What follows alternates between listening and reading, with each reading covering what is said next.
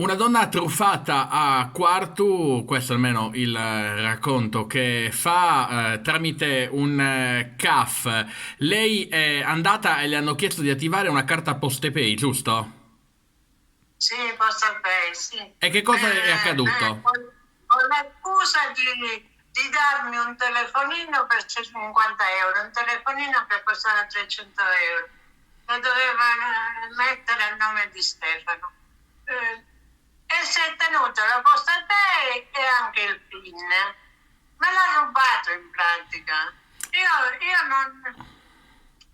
non volevo che lei si prendesse, però l'ho preso che doveva fare questa operazione per il telefonino per Stefano. E invece che operazioni ha fatto? E invece è andata alla Compass di Cagliari Sì?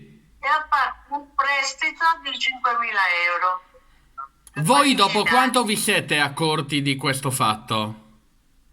quando mi ha scritto la Compass che dovevo pagare dal 30 giugno in poi le rate per questi 5.000 euro prestati.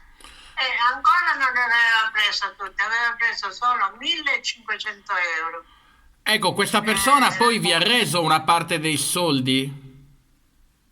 500 euro, sì, me le ha rese, ma 1.000 euro se le ha tenute e neanche mi risponde al telefono, mi ha Lei, bloccato, ha detto. lei è decisa quindi a denunciarla ai carabinieri? Io certo aspetto qualche altro giorno se mi risponde, perché lei mi ha detto che c'ha uno zio a San Gavino che sta molto male, che sta morendo, invece ho sentito che è andata in vacanza.